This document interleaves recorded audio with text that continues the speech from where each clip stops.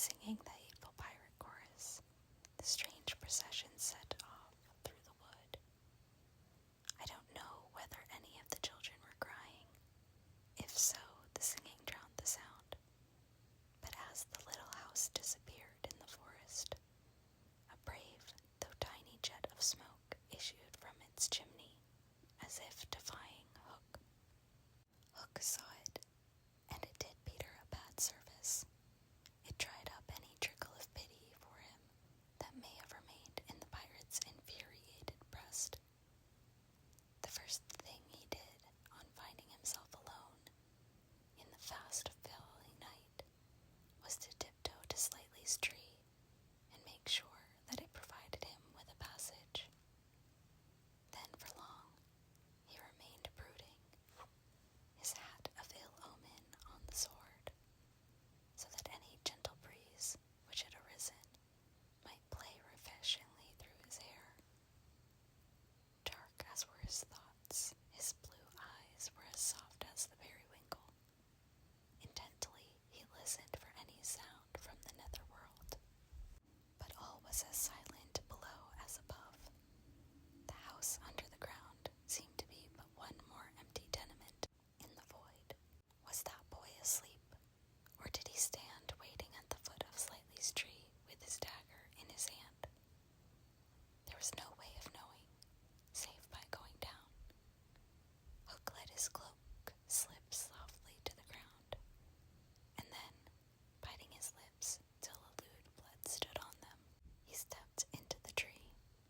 He was a brave man, but for a moment he had to stop there and wipe his brow, which was dripping like a candle. Then, silently, he let himself go into the unknown. He arrived unmolested at the foot of the shaft and stood still again, biting at his breath, which had almost left him. As his eyes became accustomed to the dim light, various objects in the home under the trees took shape, but the only one on which his greedy gaze rested, long sought for and found at last, was the great bed. On the bed lay Peter, fast asleep. Unaware of the tragedy being enacted above, Peter had continued for a little time after the children left to play gaily on his pipes, no doubt rather a forlorn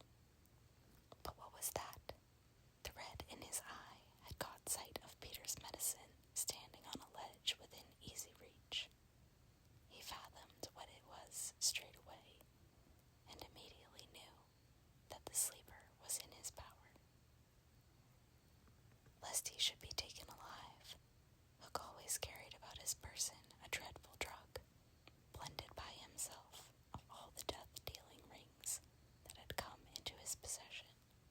These he had boiled down into a yellow liquid quite unknown to science, which was probably the most virulent poison in existence. 5 drops of this he now added to Peter's cup. His hand shook, but it was in exultation rather than in shame. As he did it, he avoided glancing at the sleeper, but not lest pity should unnerve him, merely to avoid spilling. Then one long gloating look he cast upon his victim, and turning, wormed him way with difficulty up the tree. As he emerged at the top, he looked the very spirit of evil breaking from its hole, donning his hat at its most rakish angle. He wound his cloak round him, holding one end in front, as if to conceal his person from the night, of which it was the blackest part, and muttering strangely to himself, stole away through the trees. Peter slept on. The light guttered and went out, leaving the tenement in darkness. But still he slept. It must have been not less than 10 o'clock by the crocodile, when he suddenly sat up in his bed, wakened by he knew not what. It was a soft, cautious tapping on the door of his tree. Soft and cautious, but in that stillness it was sinister. Peter felt for his dagger till his hand gripped it. Then he spoke. "Who is that?" For long there was no answer. Then again the knock. "Who are you?" No answer. He was thrilled, and he loved being thrilled. In 2 strides he reached the door. Unlike Slightly's door, it filled the aperture, so that he could not see beyond it. Nor could the one knocking see him. "I won't open unless you speak," Peter cried. Then at last the visitor spoke in a lovely bell-like voice. "Let me in, Peter." It was Tink, and quickly he unbarred to her. She flew in excitedly, her face flushed and her dress stained with mud. "What is it?" "Oh, you could never guess," she cried, and offered him 3 guesses. "Out with it," he shouted. And in one ungrammatical sentence, as long as the ribbons that conjurers pull from their mouths, she told of the capture of Wendy and the boys. Peter's heart popped up and down as he listened. Wendy bound, and on the pirate ship, she who loved everything to be just so. "I'll rescue her," he cried, leaping at his weapons. As he leapt, he thought of something he could do to please her. He could take his medicine. His hand closed on the fatal draught. "No," shrieked Tinkerbell, who had heard Hook mutter about his deed as he sped through the forest. "Why not? It is poisoned." "Poisoned? Who could have poisoned it?" "Hook. Don't be silly. How could Hook have gotten down here?" Alas, Tinkerbell could not explain this, for even she did not know the dark secret of Slightly's tree. Nevertheless, Hook's words had left no room for doubt. The cup was poisoned. "Besides," said Peter, quite believing himself, "I never fell asleep." He raised the cup. No time for words now. Time for deeds. And with one of her lightning movements, Tink got between his lips and the draught, and drained it to the dregs.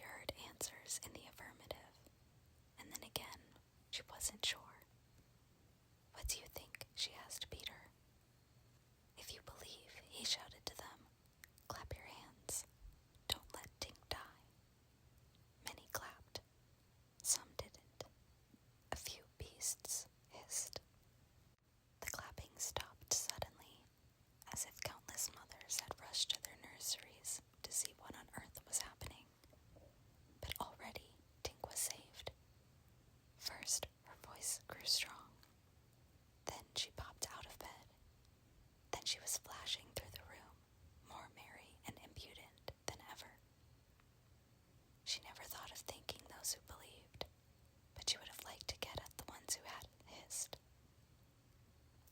And now to rescue Wendy. The moon was riding in a cloudy heaven when Peter rose from his tree, begirt with weapons and wearing little else, to set out upon his perilous quest. It was not such a night as he would have chosen. He had hoped to fly, keeping not far from the ground, so that nothing unwanted should escape his eyes. But in that fitful light, to have flown low would have meant trailing his shadow through the trees, thus disturbing birds and acquainting a watchful foe that he was astir. He regretted now that he had given the birds of the island such strange names, that they are very wild and difficult of approach. There was no other course but to press forward in redskin fashion, at which happily he was an adept. But in what direction? For he could not be sure that the children had been taken to the ship. A light fall of snow had obliterated all footmarks, and a deathly silence pervaded the island, as if for a space nature stood still in horror of the recent carnage. He had taught the children something of the forest lore that he had himself learned from Tiger Lily and Tinkerbell, and knew that in their dire hour they were not likely to forget it. Slightly, if he had an opportunity, would blaze the trees, for instance. Curly would drop seeds, and Wendy would leave her handkerchief at some important place. The morning was needed to search for guidance, and he could not wait. The upper world had called him, but would give no help. The crocodile passed him, but not another living thing, not a sound, not a movement, and yet he knew well that sudden death might be at the next tree or stalking him from behind. He swore this terrible oath, hook or me this time. Now he crawled forward like a snake, and again erect, he darted across a space on which the moonlight played, one finger on his lip and his dagger at the ready. He was frightfully happy. Chapter 14. The Pirate Ship. One green light squinting over Kidd's Creek, which is near the mouth of the Pirate River, marked where the brig, the Jolly Roger, lay low in the water.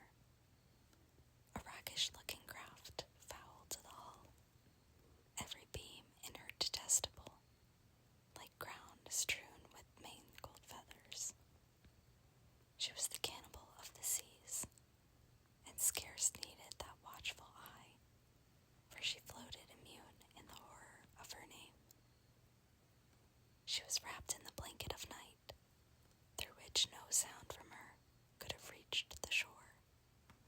There was little sound, and none agreeable save the whir of the ship's sewing machine, at which Smee sat, ever industrious and obliging. The essence of the commonplace, pathetic Smee. I know not why he was so infinitely pathetic. It were because he was so pathetically unaware of it. But even strong men had to turn hastily from looking at him. And more than once, on summer evenings, he had touched the fount of Hook's tears and made it flow. Of this, as of almost everything else, Smee was quite unconscious. A few of the pirates leant over the bulwarks, drinking in the miasma of the night. Others sprawled by barrels over games of dice and cards, and the exhausted four who had carried the little house lay prone on the deck, where even in their sleep they rolled skillfully to this side or that, out of Hook's reach, lest he should claw them mechanically in passing. Hook trod the deck in thought. O man unfathomable! It was his hour of triumph. Peter had been removed,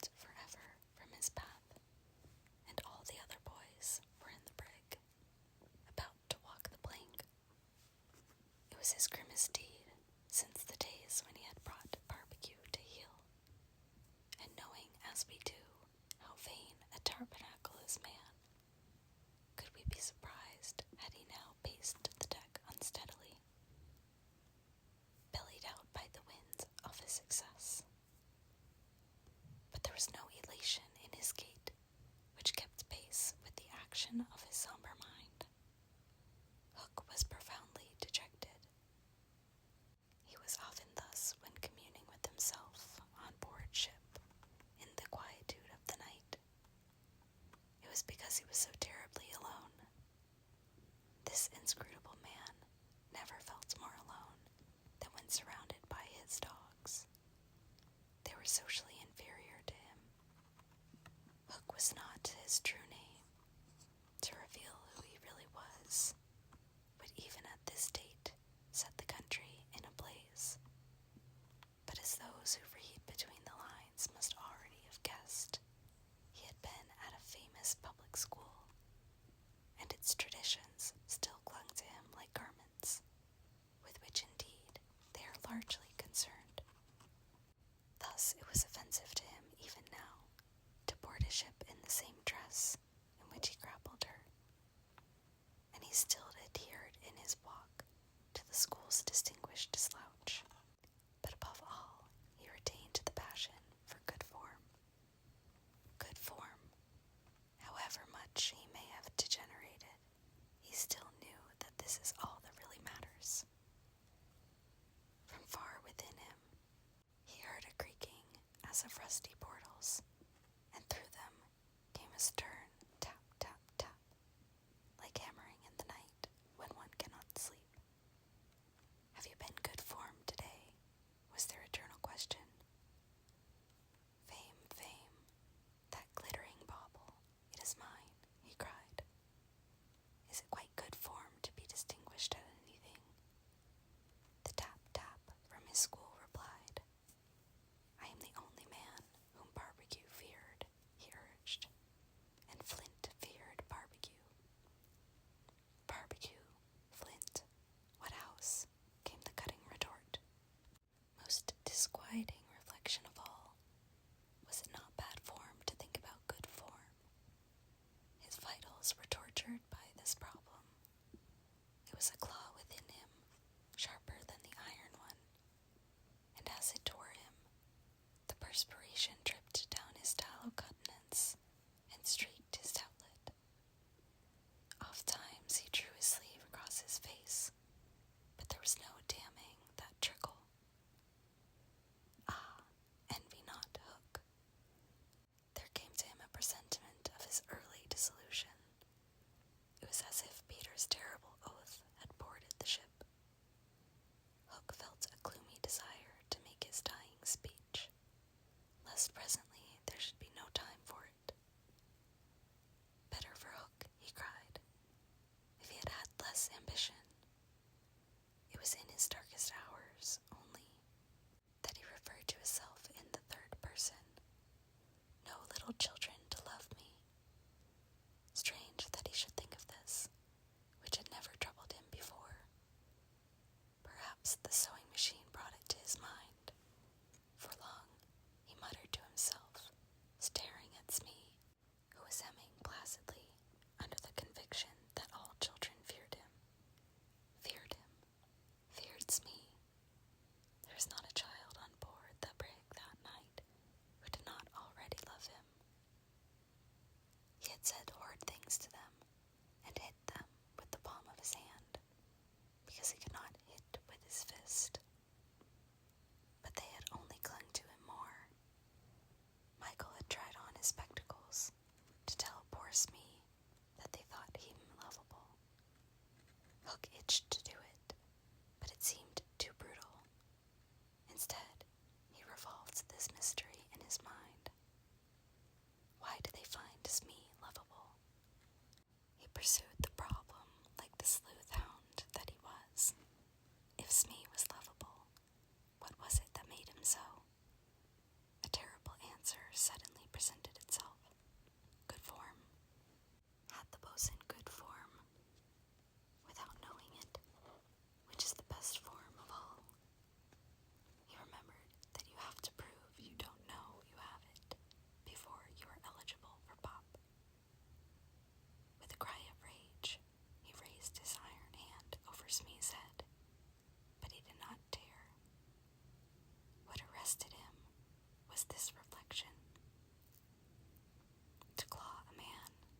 he is good form, what would that be?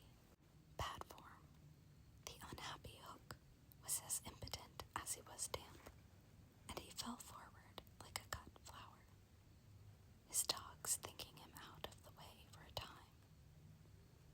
Discipline instantly relaxed, and they broke into a bacchanalian dance, which brought him to his feet at once, all traces of human weakness gone, as if a bucket of water had passed over him.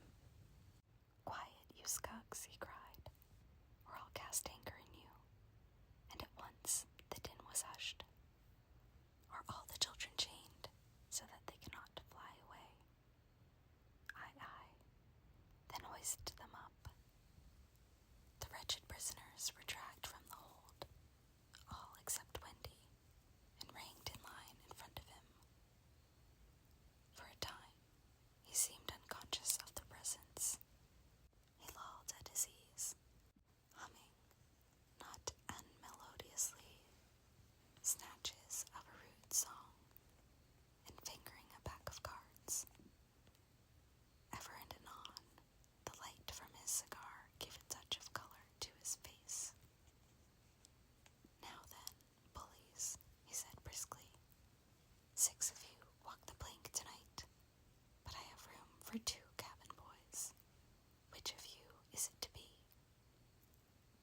"Don't irritate him unnecessarily," had been Wendy's instructions in the hold, so Toodles stepped forward politely.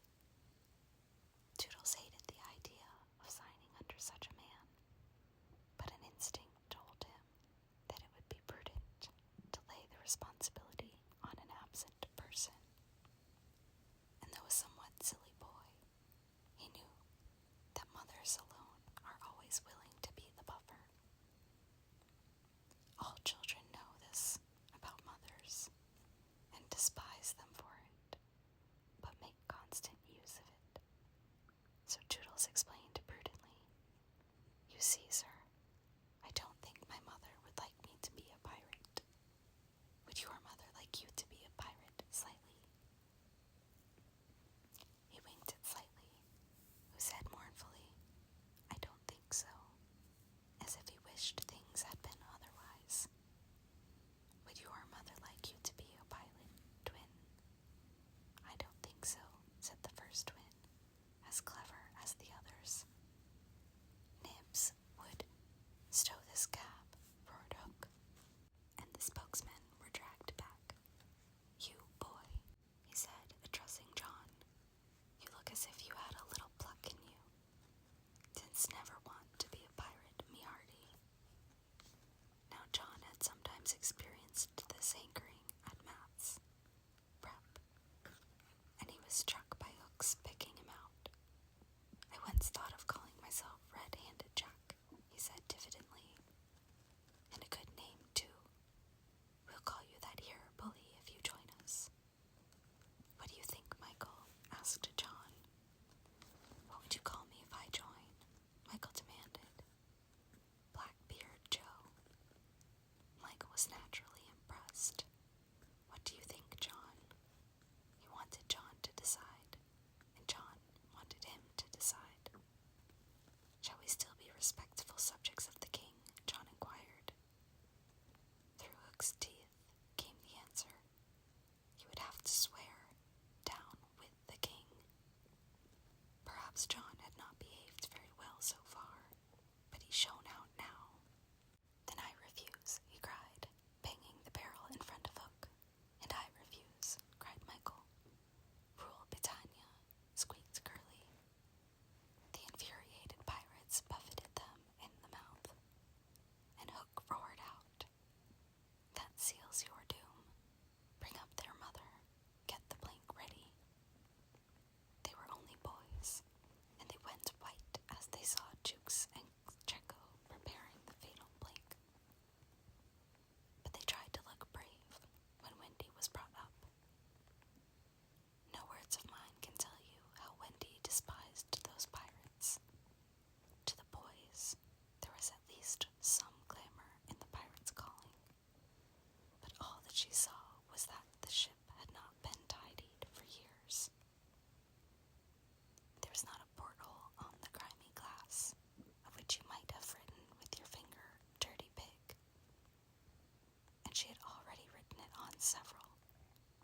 But as the boys gathered round her, she had no thought, of course, save for them. "So, my beauty," said Hook, as if he spoke in syrup, "you are to see your children walk the plank." Fine gentleman though he was, the intensity of his communings had soiled his ruff, and suddenly he knew that she was gazing at it. With a hasty gesture, he tried to hide it, but it was too late. "Are they to die?" asked Wendy, with a look of such frightful contempt that he nearly fainted. "They are," he snarled. "Silence all," he called gloatingly, for a mother's last words to her children. At this moment, Wendy was grand. "These are my last words, dear boys," she said firmly. "I feel that I have a message to you from your real mothers, and it is this. We hope our sons will die like English gentlemen." Even the pirates were awed, and Toodles cried out hysterically, "I'm going to do what my mother hopes. What are you to do, Nibs?" "What my mother hopes." "What are you to do, Twin?" "What my mother hopes." "John, what are you—" But Hook had found his voice again. "Tie her up," he shouted. "It was me who tied her to the mast. See here, honey," he whispered. "I'll save you if you promise to be my mother. But not even for Smee would you make such a promise. I would almost rather have no children at all," she said disdainfully. It is sad to know that not a boy was looking at her as Smee tied her to the mast. The eyes of all were on the plank. That last little walk they were about to take, they were no longer able to hope that they would walk it manfully, for the capacity to think had gone from them. They could stare and shiver only. Hook smiled on them, with his teeth closed, and took a step toward Wendy. His intention was to turn her face, so that she would see the boys walking the plank one by one. But he never reached her. He never heard the cry of anguish he hoped to wring from her. He heard something else instead. It was the terrible tick-tick of the crocodile. They all heard it. Pirates, boys, Wendy. And immediately, every head was blown in one direction, not to the water, whence the sound proceeded, but toward Hook. All knew that what was about to happen concerned him alone, and that from being actors, they were suddenly become spectators. Very frightful was it to see the change that came over him. It was as if he had been clipped at every joint. He fell in a little heap. The sound came steadily nearer, and in advance of it came this ghastly thought: the crocodile is about to board the ship. Even the iron claw hung inactive, as if knowing that it was no intrinsic part of what the attacking force wanted. Left so fearfully alone, any other man would have lain with his eyes shut where he fell. But the gigantic brain of Hook was still working, and under its guidance, he crawled on his knees along the deck, as far from the sound as he could go. The pirates respectfully cleared a passage for him, and it was only when he brought up against the bulwarks that he spoke. "Hide me," he cried hoarsely. They gathered round him, all eyes averted from the thing that was coming aboard. They had no thought of fighting it. It was fate. Only when Hook was hiding from them did curiosity loosen the limbs of the boys, so that they could rush to the ship's side to see the crocodile climbing in. Then they got the strangest surprise of the night of nights, for it was no crocodile that was coming to their aid. It was Peter. He signed to them not to give vent to any cry of admiration that might rouse suspicion. Then he went on digging.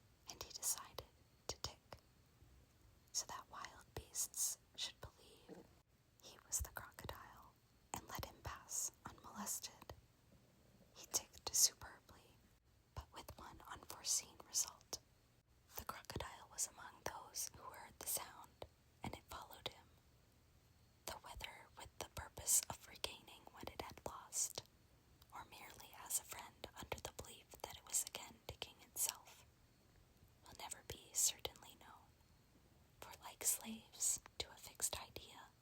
It was a stupid beast. Peter reached the shore without mishap and went straight on, his legs encountering the water, as if quite unaware that they had entered a new element. Thus many animals pass from land to water, but no other human of whom I know. As he swam, he had but one thought: Hook or me this time. He had ticked so long that he now went on ticking without knowing that he was doing it. Had he known, he would have stopped, for to board the brig by help of the tick, though an ingenious idea had not occurred to him. On the contrary, he thought he had scaled her side as noiseless as a mouse, and he was amazed to see the pirates cowering from him, with Hook in their midst, as abject as if he had heard the crocodile. The crocodile. No sooner did Peter remember it than he heard the ticking. At first, he thought the sound did come from the crocodile, and he looked behind him swiftly.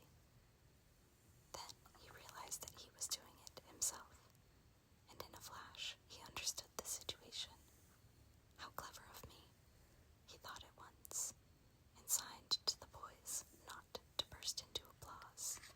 It was at this moment that Ed Taint, the quartermaster, emerged from the forecastle and came along the deck. Now, reader, time what happened by your watch. Peter struck true and deep.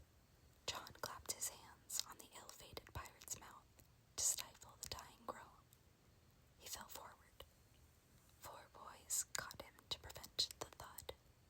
Peter gave the signal, and the carry-on was cast overboard. There was a splash, and then silence. How long has it taken? 1. Slightly had begun to count. None too soon. Peter, every inch of him on tiptoe, vanished into the cabin. For more than one pirate was screwing up his courage to look around. They could hear each other's distressed breathing now, which showed them that the more terrible sound had passed. It's gone, Captain, Smee said, wiping off his spectacles. All still again. Slowly, Hook let his head emerge from his ruff and listened so intensely that he could have caught the echo of the tick. There was not a sound. He drew himself up firmly to his full height. Then here's to Johnny Blink, he cried brazenly, hating the boys more than ever because they had seen him unbend. He broke into the villainous ditty.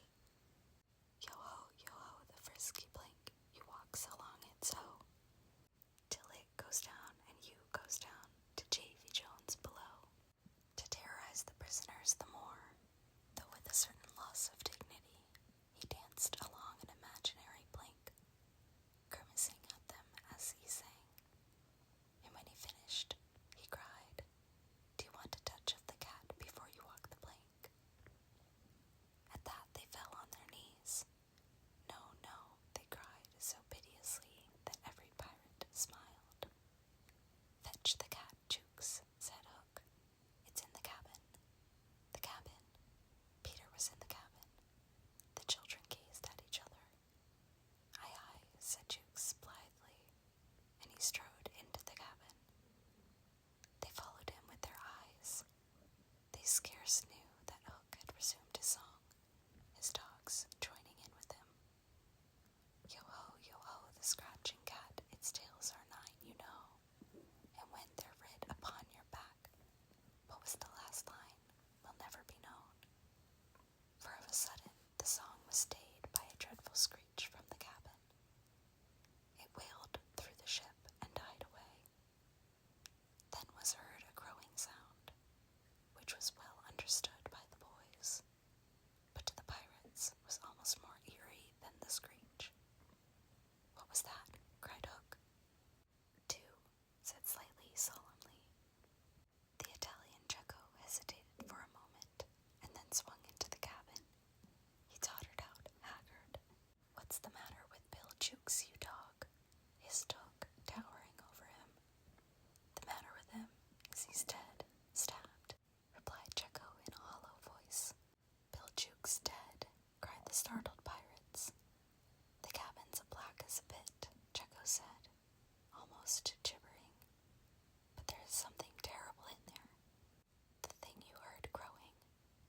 The exultation of the boys, the lowering looks of the pirates, both were seen by Hook. "Jekko," he said, in his most steely voice, "go back and fetch me out that doodly-doo." Jekko, bravest of the brave, cowered before his captain, crying "No, no." But Hook was purring to his claw. "Did you say you would go, Jekko?" he said musingly. Jekko went, first flinging his arms despairingly. There was no more singing. All listened now, and again came a death screech, and again a crow. No one spoke except slightly. "3," he said. Hook rallied his dogs with a gesture. "Is that an odds fish?" he thundered. "Who is to bring me that doodly-doo?" "Wait till Jekko comes out," growled Starkey, and the others took up the cry. "I think I heard you volunteer, Starkey," said Hook, purring again. "No, by thunder," Starkey cried. "My Hook thinks you did," said Hook, crossing to him. "I wonder if it would not be advisable, Starkey, to humor the Hook." "I'll swing before I go in there," replied Starkey doggedly. And again he had the support of the crew. "Is this mutiny?" asked Hook, more pleasantly than ever. "Starkey's ringleader." "Captain, mercy," Starkey whimpered, all of a tremble now. "Shake hands, Starkey," said Hook, proffering his claw. Starkey looked round for help, but all deserted him. As he backed up, Hook advanced, and now the red spark was in his eye. With a despairing scream, the pirate leapt upon Long Tom, and precipitated himself into the sea. "4," said slightly. "And now," Hook said courteously, "did any other gentleman say mutiny?" Seizing a lantern and raising his claw with a menacing gesture, "I'll bring out that doodly-doo myself," he said, and sped into the cabin. 5. How slightly longed to say it. He wetted his lips to be ready, but Hook came staggering out without his lantern. "Something blew out the light," he said a little unsteadily. "Something," echoed Mullins. "What of Jekko?" demanded Noodler. "He's as dead as Jukes," said Hook shortly.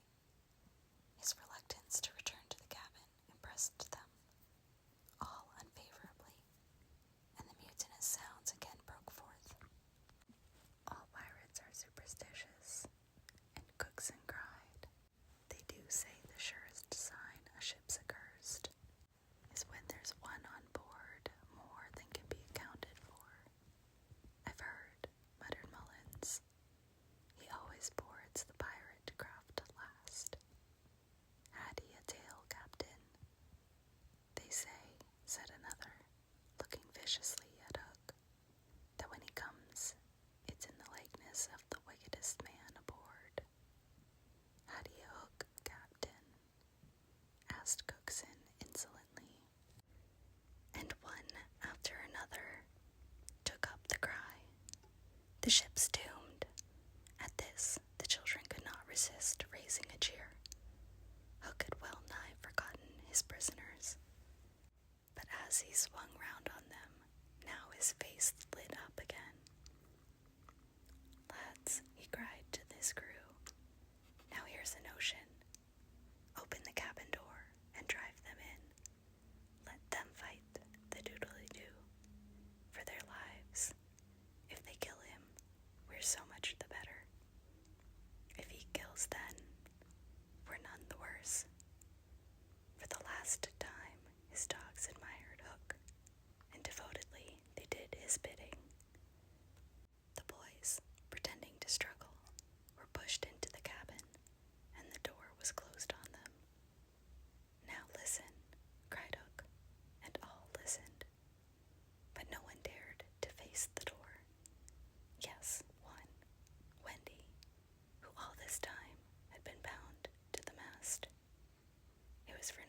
scream nor a crow that she was watching. It was for the reappearance of Peter. She had not long to wait. In the cabin, he had found the thing for which he had gone in search. The key that would free the children of their manacles. And now they all stole forth, armed with such weapons as they could find. First designing them to hide, Peter cut Wendy's bonds, and then nothing could have been easier than for all of them to fly off together. But one thing barred his way. An oath. Hook or me this time. So when he had freed Wendy, he whispered for her to conceal herself with the others, and himself took her place by the mast, her cloak around him, so that he should pass for her. Then he took a great breath and crowed. To the pirates, it was a voice crying that all the boys lay slain in the cabin, and they were panic-stricken. Hook tried to hearten them, but like the dogs he had made them, they showed him their fangs. And he knew that if he took his eyes off them now, they would leap at him. Lads, he said, ready to cajole or strike as need be, but never quailing for an instant. I've thought it out. There's a Jonah aboard. Aye, they snarled. A man with a hook. No, lads, no. It's the girl. Never was luck on a pirate ship with a woman aboard. We'll right the ship when she's gone.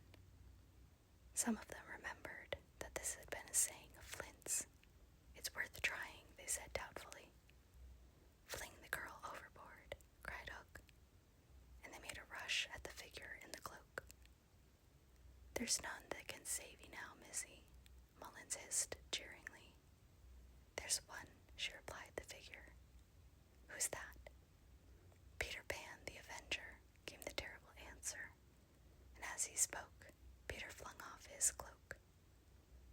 Then they all knew who 'twas that had been undoing them in the cabin. And twice Hook essayed to speak, and twice he failed. In that frightful moment, I think his fierce heart broke. At last he cried, cleave him to the brisket, but without conviction. Down, boys, and at them. Peter's voice rang out, and in another moment the clash of arms was resounding through the ship.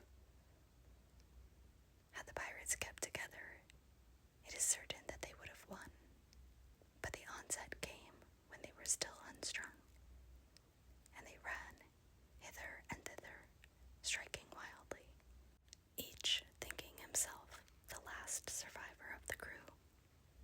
Man to man, they were the stronger, but they fought on the defensive only, which enabled the boys to hunt in pairs and choose their quarry. Some of the miscreants leapt into the sea, others hid in dark recesses, where they were found by Slightly, who did not fight, but ran about with a lantern, which he flashed in their faces, so that they were half blind, and fell as an easy prey to the reeking sword of the other boys.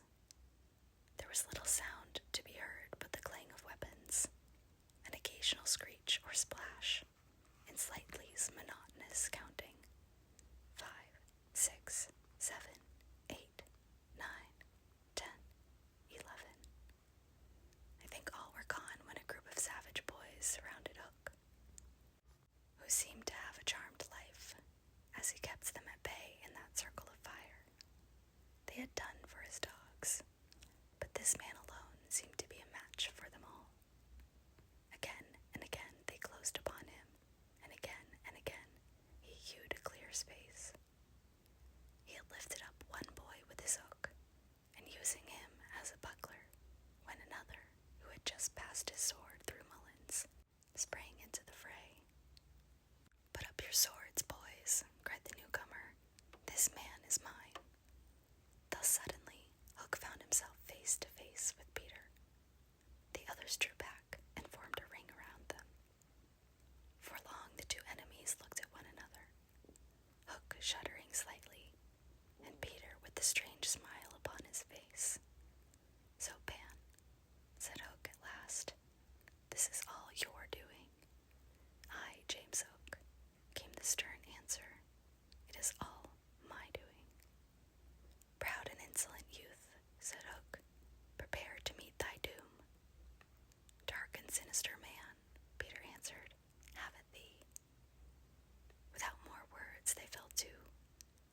space, there was no advantage to either blade.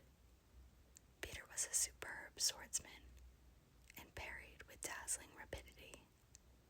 Ever and anon, he followed up a feint with a lunge that got past his foe's defense. But his shorter reach stood him in ill stead, and he could not drive the steel home. Hook, scarcely his inferior in brilliancy, but not quite so nimble in wrist play, forced him back by the weight of his onset, hoping suddenly to end all with a favorite thrust, taught him long ago by barbecue at Rio. But to his astonishment, he found this thrust turned aside again and again. Then he sought to close and give the quietus with his iron hook, which all this time had been pawing the air. But Peter doubled under it, and lunging fiercely, pierced him in the ribs. At the sight of his own blood, whose peculiar color, you remember, was offensive to him, the sword fell from Hook's hand, and he was now at Peter's mercy. "Now," cried all the boys, but with a magnificent gesture, Peter invited his opponent to pick up his sword. Hook did so instantly, but with a tragic feeling that Peter was showing good form. Hitherto, he had thought it was some fiend fighting him, but darker suspicions assailed him now. "Pan, who and what art thou?" he cried huskily. "I'm youth, I'm joy," Peter answered at a venture. "I'm a little bird that has broken out of the egg." This, of course, was nonsense, but it was proof to the unhappy Hook that Peter did not know in the least who or what he was, which is the very pinnacle of good form. "Taught again," he cried despairingly. He fought now like a human flail, and every sweep of that terrible sword would have severed in twain any man or boy who obstructed it. But Peter fluttered round him, as if the very wind it made blew him out of the danger zone, and again he darted it and pricked. Hook was fighting now without hope. That passionate breast no longer asked for life, but for one boon it craved: to see Peter show bad form before it was cold forever. Abandoning the fight, he rushed into the powder magazine and fired it. "In 2 minutes," he cried, "the ship will be blown to pieces." Now, he thought, true form will show. But Peter issued from the powder magazine with the shell in his hands, and calmly flung it overboard. What sort of form was Hook himself showing? Misguided man though he was, we may be glad, without sympathizing with him, that in the end he was true to the traditions of his race. The other boys were flying around him now, flouting, scornful, and he staggered about the deck, striking up at them impotently. His mind was no longer with them. It was slouching in the playing fields of long ago, or being sent up for good, or watching the wall game from a famous wall.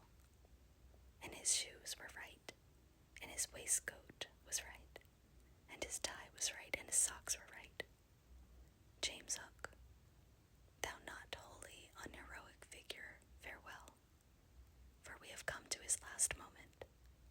Seeing Peter slowly advancing upon him through the air with dagger poised, he sprang upon the bulwarks to cast himself into the sea. He did not know that the crocodile was waiting for him. For we purposely stopped the clock, that his knowledge might be spared him, a little mark of respect from us at the end. He had one last triumph, which I think we need not grudge him. As he stood on the bulwark, looking over his shoulder at Peter, gliding through the air, he invited him with a gesture to use his foot. It made Peter kick instead of stab. At last, Hook had got the boon for which he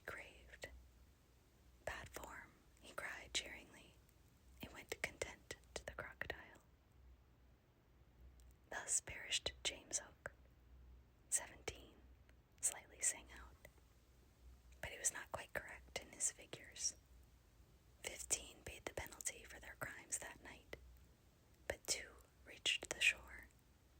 Starkey, to be captured by the Redskins, who made him nurse for all their papooses, a melancholy come down for a pirate, and Smee, who henceforth wandered around the world in his spectacles, making a precarious living by saying he was the only man that James Hook had feared.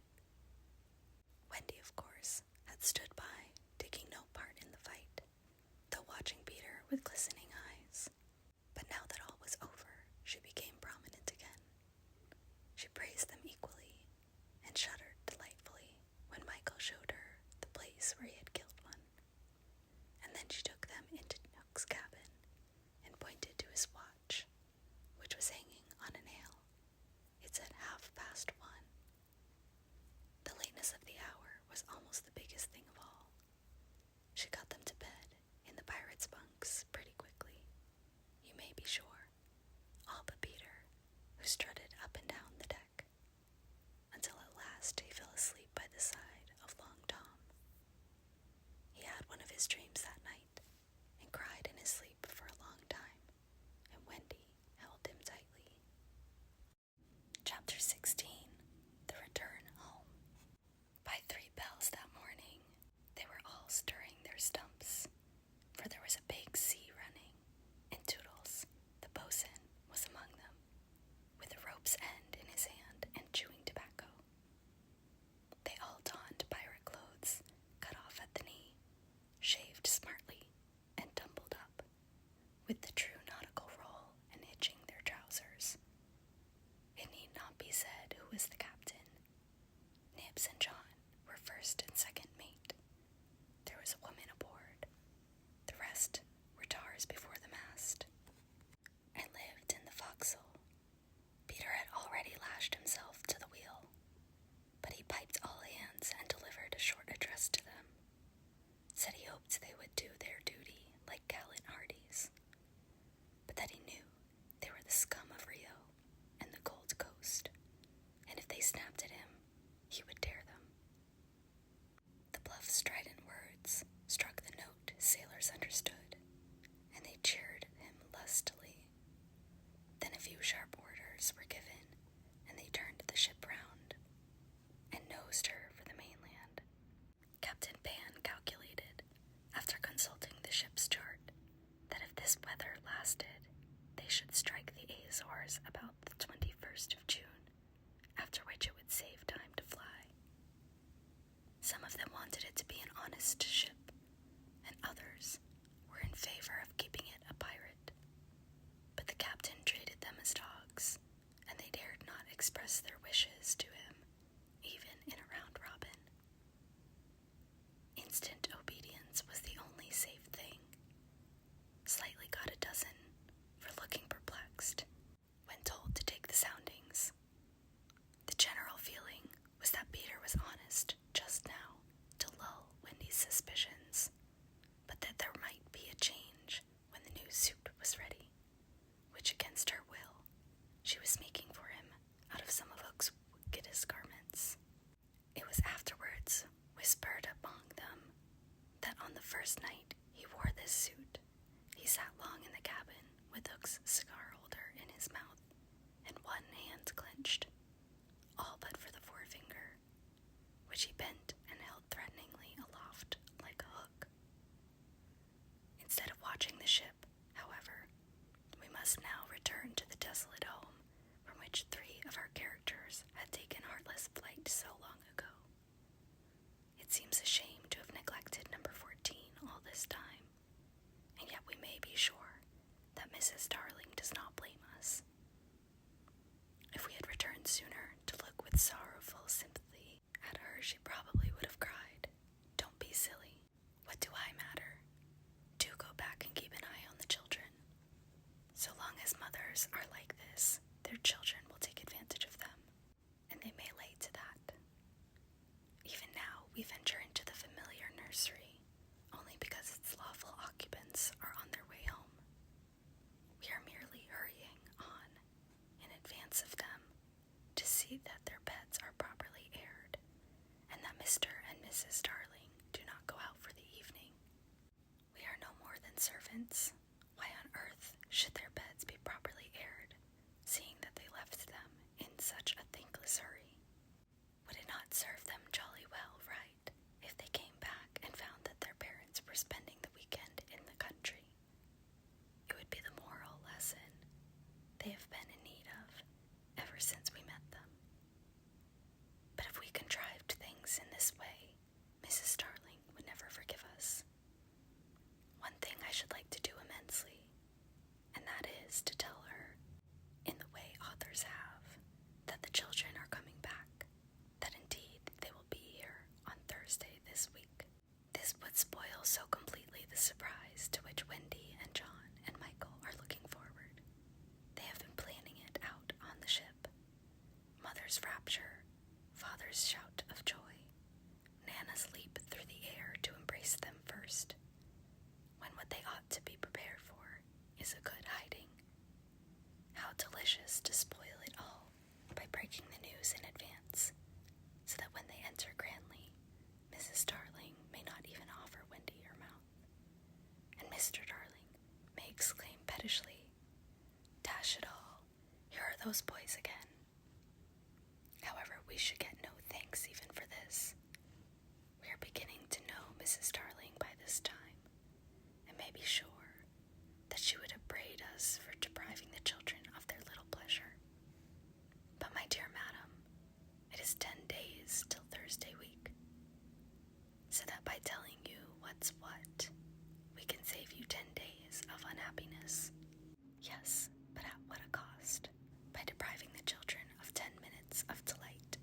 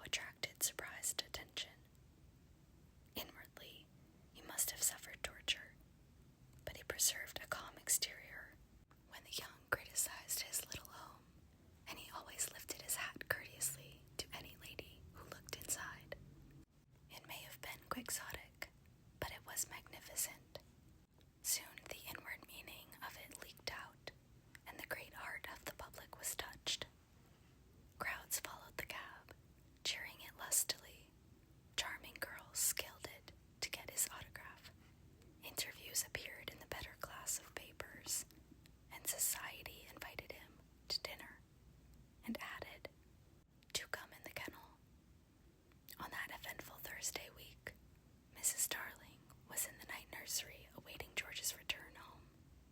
A very sad-eyed woman. Now that we look at her closely and remember the gaiety of her in the old days, all gone now, just because she has lost her babes. I find I won't be able to say nasty things about her after all. If she was too fond of her rubbishly children, she couldn't help it. Look at her in her chair, where she has fallen asleep. The corner of her mouth, where one looks first, is almost withered up. Her hands moves restlessly on her breast, as if she had a pain there. Some like Peter best, and some like Wendy best, but I like her best. Suppose to make her happy, we whisper to her in her sleep that the brats are coming back. They are really within 2 miles of the window now, and flying strong, but all we need whisper is that they are on the way. Let's. It is a pity we did, for she has started up, calling their names, and there is no one in the room but Nana. Oh, Nana, I dreamt my dear ones had come back. Nana had filmy eyes, but all she could do was put her paw gently on her mistress's lap. And they were sitting together. Thus, when the kennel was brought back, as Mr. Darling puts his head out to kiss his wife, we see that his face is more worn than of yore, but has a softer expression. He gave his hat to Liza, who took it scornfully, but she had no imagination and was quite incapable of understanding the motives of such a man. Outside, the crowd who had accompanied the cab home were still cheering, and he was naturally not unmoved. Listen to them, he said. It is very gratifying. Lots of little boys, sneered Liza.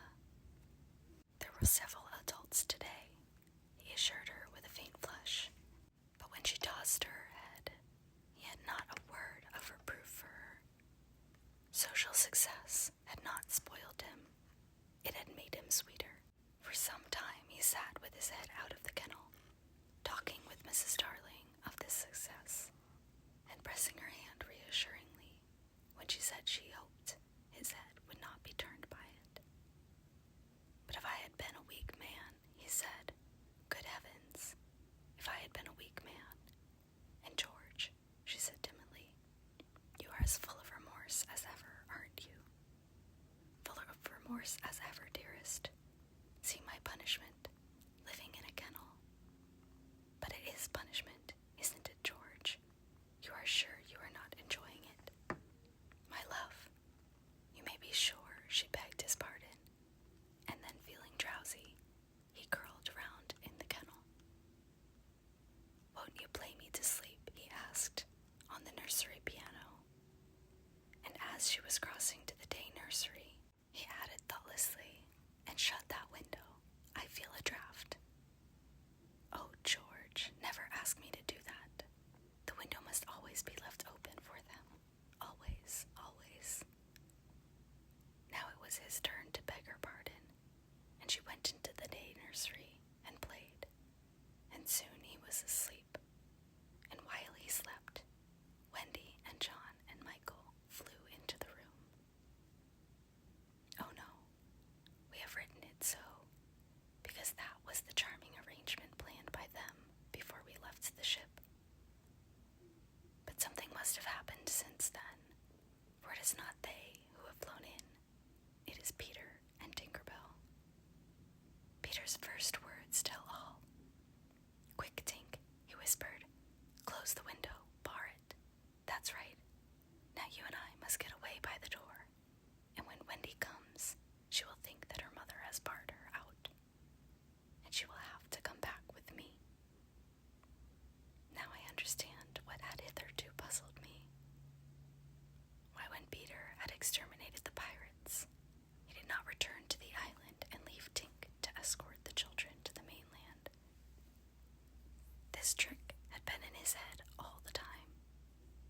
Instead of feeling that he was behaving badly, he danced with glee. Then he peeped into the day nursery to see who was playing,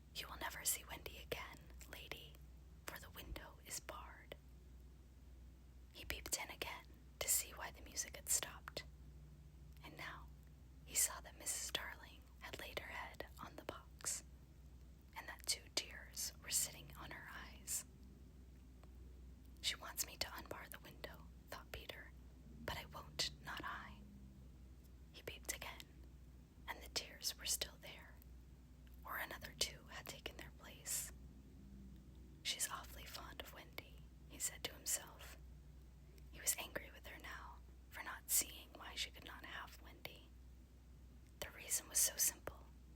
I'm fond of her too. We can't both have her, lady. But the lady would not make the best of it, and he was unhappy. He ceased to look at her, but even then she would not let go of him. He skipped about and made funny faces, but when he stopped, it was just as if she were inside him, knocking. "Oh, all right," he said at last, and gulped. Then he unbarred the window. "Come on, Tink," he cried, with a frightful sneer at the laws of nature. "We don't want any silly mothers," and he flew away. Thus Wendy and John and Michael found the window open for them after all, which of course was more than they deserved. They alighted on the floor, quite ashamed of themselves, and the youngest one had already forgotten his home. "John," he said, looking around him doubtfully, "I think I have been here before." "Of course you have, you silly. There is your old bed." "So it is," Michael said, but not with much conviction. "I say," cried John, "the kennel," and he dashed across to look into it. "Perhaps Nana is inside it," Wendy said. But John whistled. "Hello," he said. "There's a man inside it." "It's Father," exclaimed Wendy. "Let me see Father," Michael begged eagerly, and he took a good look. "He is not so big as the pirate I killed," he said with such frank disappointment that I am glad Mr. Darling was asleep. It would have been sad if those had been the first words he had heard his little Michael say. Wendy and John had been taken aback somewhat at finding their father in the kennel. "Surely," said John, like one who had lost faith in his memory, "he used not to sleep in the kennel." "John," Wendy said falteringly, "perhaps we don't remember the old life as well as we thought we did." A chill fell upon them, and served them right.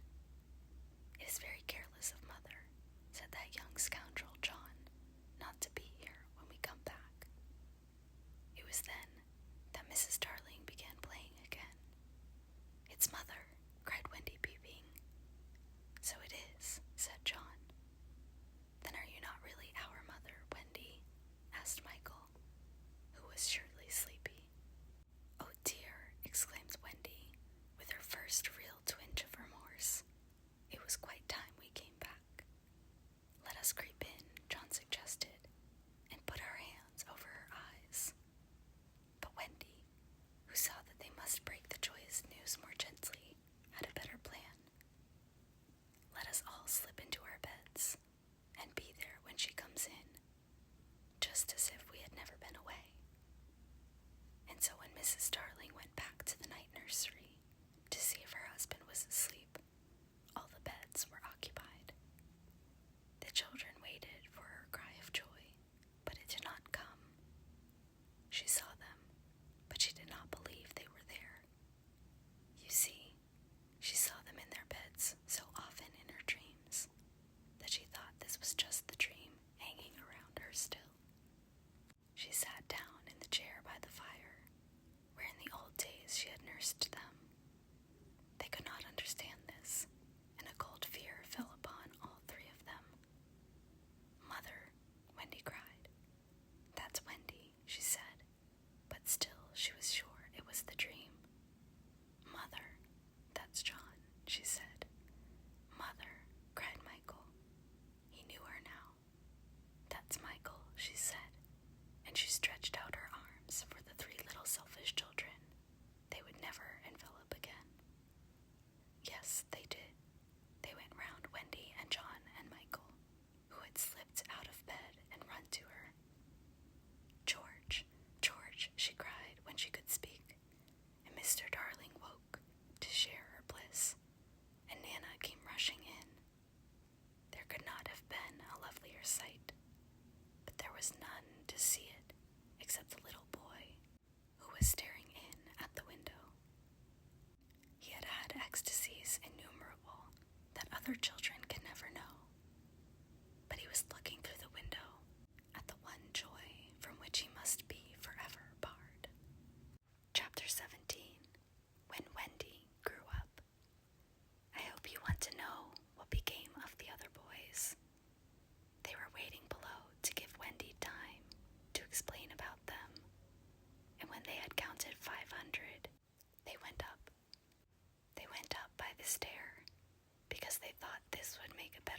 procession.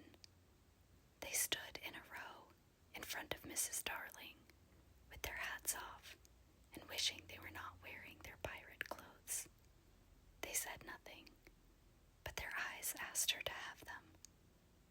They ought to have looked at Mr. Darling also, but they forgot about him.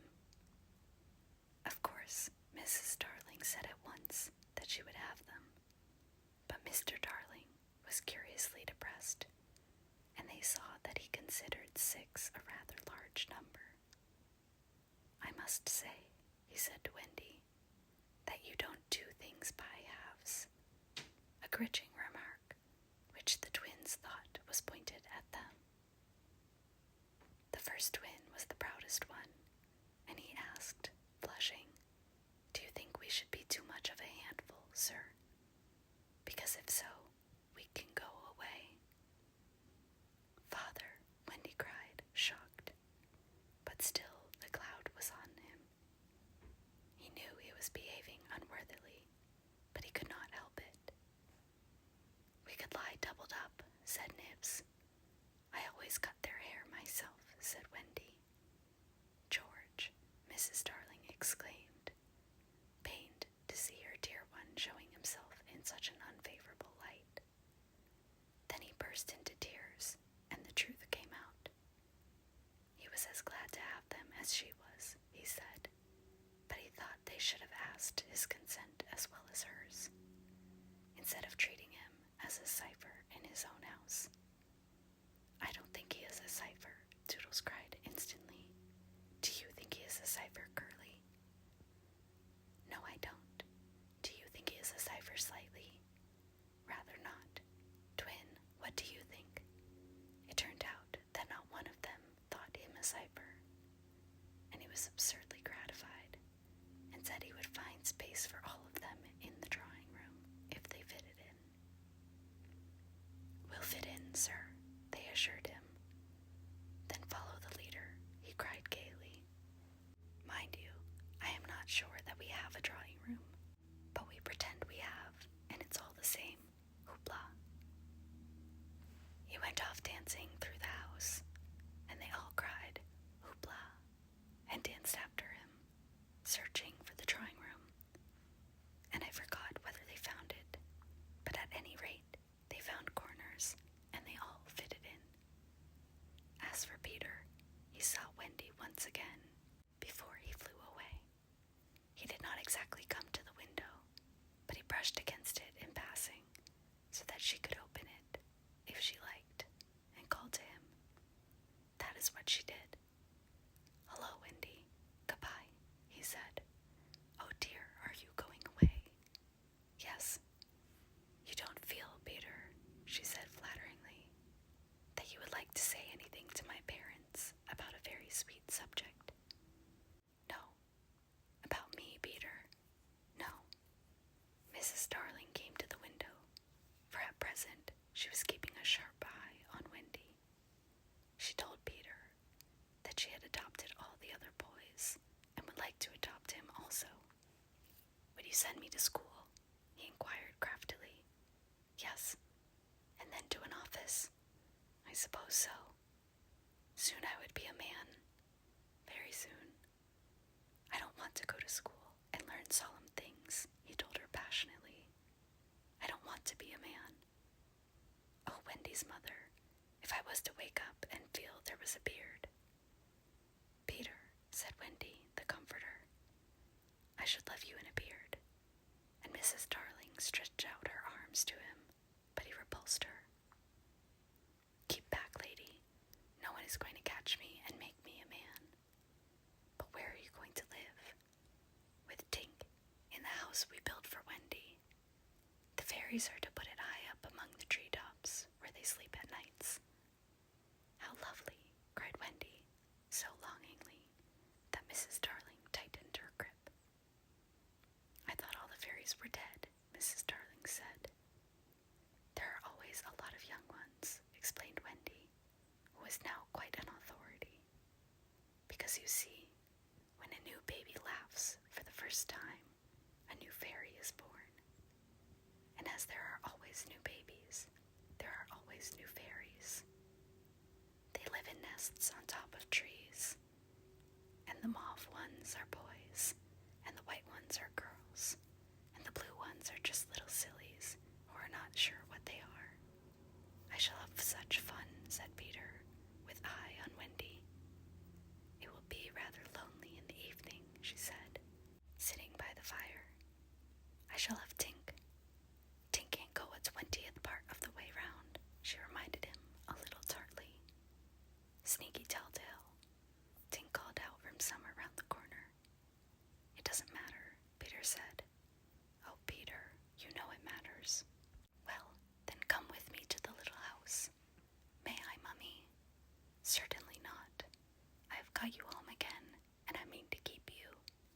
But he does so need a mother. So do you, my love. Oh, all right, Peter said, as if he had asked her from politeness merely.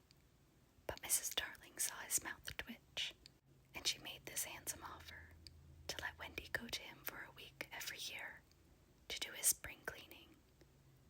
Wendy would have preferred a more permanent arrangement, and it seemed to her that spring would be long in coming. But this promise sent Peter away quite gay again. He had no sense of time, and was so full of adventures, that all I have told you about him is only a halfpenny worth of them. I suppose it was because Wendy knew this, that her last words to him were rather plaintive ones. You won't forget me, Peter, will you? Before spring cleaning time comes. Of course, Peter promised, and then he flew away. He took Mrs. Darling's kiss with him. The kiss that had been for no one else, Peter took quite easily. Funny, but she seemed satisfied. Of course, all the boys went to school, and most of them got into class 3, but Slightly was put first into class 4, and then into class 5. Class 1 is the top class. Before they had attended school a week, they saw what goats they had been not to remain on the island. But it was too late now, and soon they settled down to being as ordinary as you or me or Jenkins Minor. It is sad to have to say that the power to fly gradually left them. At first, Nana tied their feet to the bedposts so that they should not fly away in the night. And one of their diversions by day was to pretend to fall off buses.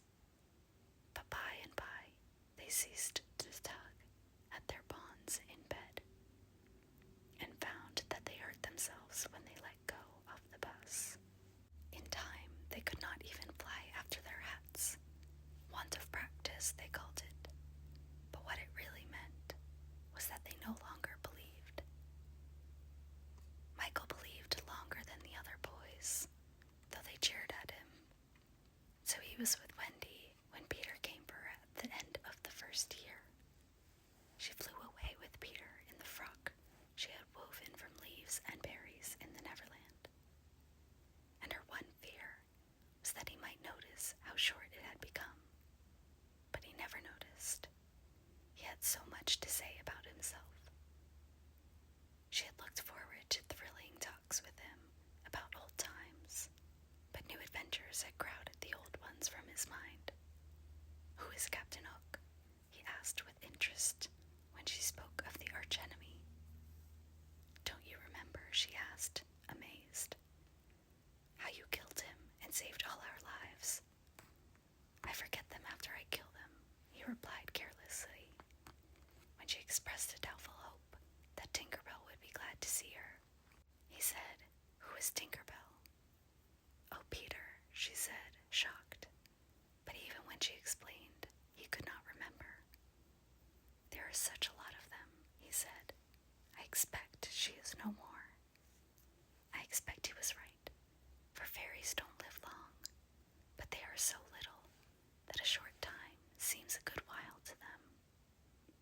Wendy was pained, too, to find that the past year was but a yesterday to Peter. It had seemed such a long year of waiting to her, but it was exactly as fascinating as ever, and they had a lovely spring cleaning in the little fear, he did not come for her. She waited in a new frock, because the old one simply would not meet. But he never came. Perhaps he is ill, Michael said. You know he is never ill.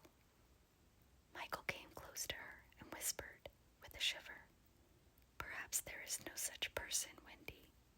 And then Wendy would have cried if Michael had not been crying. Peter came next spring cleaning, and the strange thing was that he never knew he had missed a year. That was the last time the girl Wendy ever saw him. For a little longer she tried, for his sake, not to have growing pains, and she felt she was untrue to him when she got a prize for general knowledge. But the years came and went without bringing the careless boy, and when they met again, Wendy was a married woman, and Peter was no more to her than a little dust in the box in which she had kept her toys. Wendy was grown up. You need not be sorry for her. She was one of the kind that likes to grow up. In the end, she grew up of her own free will a day quicker than other girls. All the boys were grown up and done for by this time, so it is scarcely worthwhile saying anything more about them.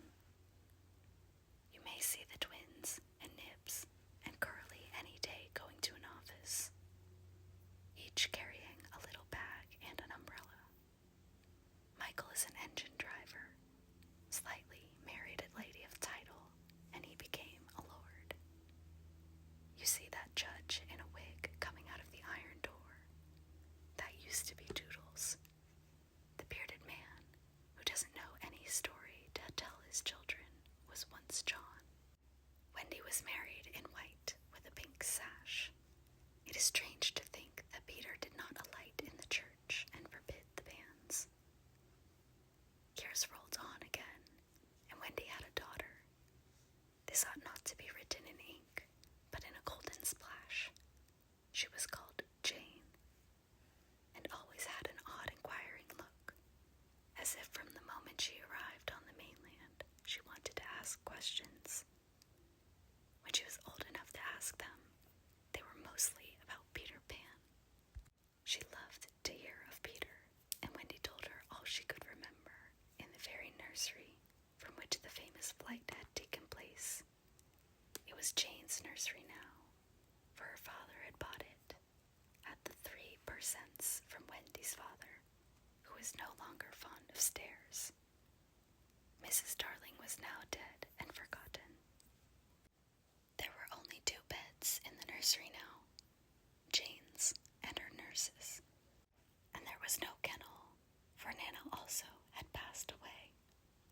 She died of old age, and at the end she had been rather difficult to get on with, being very firmly convinced that no one knew how to look after children except herself. Once a week, Jane's nurse had her evening off, and then it was Wendy's part to put Jane to bed. That was the time for stories. It was Jane's invention to raise the sheet over her mother's head and her own, thus making a tent, and in the awful darkness to whisper, "What do we see now?" "I don't think I see anything tonight," says Wendy, with a feeling that if Nana were here, she would object to further conversation. "Yes, you do," says Jane. "You see when you were a little girl." "That is a long time ago, sweetheart," says Wendy. "Ah me, how time flies. Does it fly?"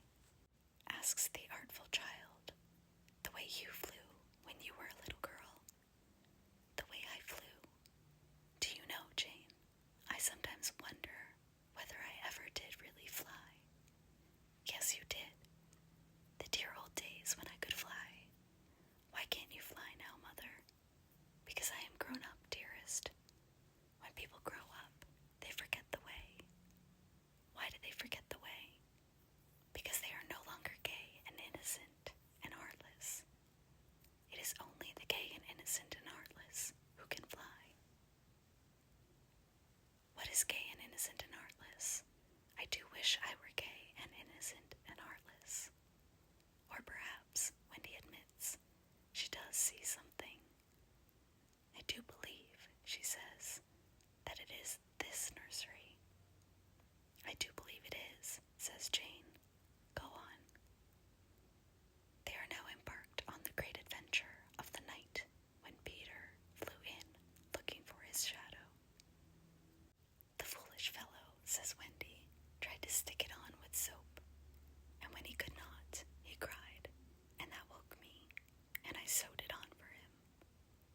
You may have missed a bit, interrupts Jane, who now knows the story better than her mother. When you saw him sitting on the floor crying, what did you say? I sat up in bed and I said, Boy, why are you crying? Yes, that was it, says Jane with a big breath. And then he flew us all away to the Neverland. And the fairies and the pirates and the redskins and the Mermaids' Lagoon and the home under the ground and the little house. Yes. Which did you like best of all? I think I liked the home under the ground best of all. Yes, so do I. What was the last thing Peter ever said to you? The last thing he ever said to me was, just always be waiting for me, and then some night you will hear me crowing. Yes, but alas, he forgot all about me when he said it with a smile. She was as grown up as that. What did his crow sound like? Jane asked one evening. It was like this, Wendy said, trying to imitate Peter's crow. No, it wasn't, Jane said gravely. It was like this, and she did it ever so much better than her mother. Wendy was a little startled. My darling, how can you know? I often hear it when I am sleeping, Jane said. Ah, yes, many girls hear it when they are sleeping. But I was the only one who heard it awake. Lucky you, said Jane. And then one night came the tragedy. It was the spring of the year, and the story had been told for the night. And Jane was now asleep in her bed. Wendy was sitting on the floor, very close to the fire, so as to see, to darn, for there was no other light in the nursery. And while she sat darning, she heard a crow. Then the window blew open, as of old, and Peter dropped in on the floor. He was exactly the same as ever, and Wendy saw at once that he still had all his first teeth. He was a little boy, and she was grown up. She huddled by the fire, not daring to move, helpless and guilty, a big woman. Hello, Wendy, he said, not noticing any difference, for he was thinking chiefly of himself, and in the dim light, her white dress might have been the nightgown in which he had seen her first. Hello, Peter, she replied faintly, squeezing herself as small as possible. Something inside her was crying, Woman, woman, let go of me. Hello, where is John? He asked, suddenly missing the third bed. John is not here now, she gasped. Is Michael asleep? He asked, with a careless glance at Jane.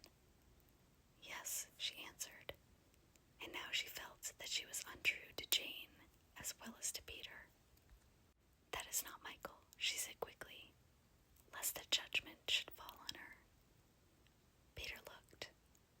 Hello, is it a new one? Yes. Boy or girl? Girl. Now surely you would understand, but not a bit of it. Peter, she said, faltering, are you expecting me to fly away with you? Of course, that is why I have come. He added a little sternly, have you forgotten that this is spring cleaning time? She knew it was useless to say that he had let many spring cleaning time pass. I can't come, she said apologetically. I have forgotten how to fly. I'll soon teach you again. Oh, Peter, don't waste the fairy dust on me. She had risen, and now at last a fear assailed him. What is it? He he cried, shrinking.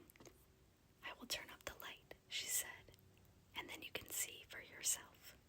For almost the only time in his life that I know of, Peter was afraid. Don't turn up the light, he cried. She let her hands play in the hair of the tragic boy. She was not a little girl, heartbroken about him. She was a grown woman, smiling at it all. But they were wet-eyed smiles. Then she turned up the light, and Peter saw. He gave a cry of pain, and when the tall, beautiful creature stooped to lift him in her arms, he drew back sharply. What is it? He cried again. She had to tell him. I am old, Peter. I am ever so much more than 20. I grew up long ago. You promised not to. I couldn't help it. I am a married woman, Peter. No, you're not. Yes, and the little girl in the bed is my baby. No, she's not. But he supposed she was, and he took a step toward the sleeping child, with his dagger upraised. Of course he did not strike. He sat down on the floor instead and sobbed, and Wendy did not know how to comfort him, though she could have done it so easily once.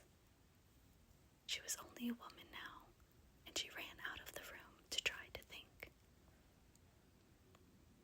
Peter continued to cry, and soon his sobs woke Jane. She sat up in bed and was interested at once. Boy, she said, why are you crying? Peter rose and bowed to her, and she bowed to him from the bed. Hello, he said. Hello, said Jane. My name is Peter Pan, he told her. Yes, I know. I came back for my mother, he explained, to take her to the Neverland. Yes, I know, Jane said. I have been waiting for you. When Wendy returned diffidently, she found Peter sitting on the bedpost, crowing gloriously, while Jane, in her nightie, was flying round the room in solemn ecstasy.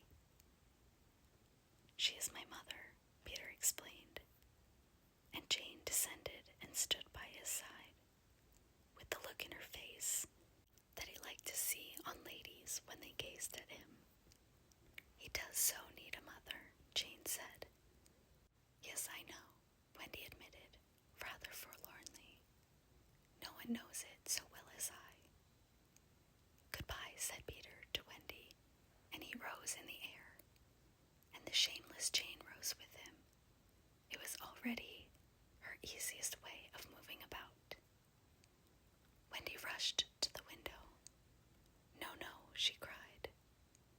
It is just for spring cleaning time, Jane said. He wants me always to do his spring cleaning. If only I could go with you, Wendy sighed. You see, you can't fly, said Jane. Of course, in the end, Wendy let them fly away together. Our last glimpse of her shows her at the window, watching them receding into the sky until they were as small as stars. As you look at Wendy, you may see her hair becoming white, and her figure little again, for all this happened long ago. Jane is now a common grown-up, with a daughter called Margaret, and every spring cleaning time, except when he forgets, Peter comes for Margaret and takes her to the Neverland, where she tells him stories about himself, to which he listens eagerly. When Margaret grows up, she will have a daughter, who is to be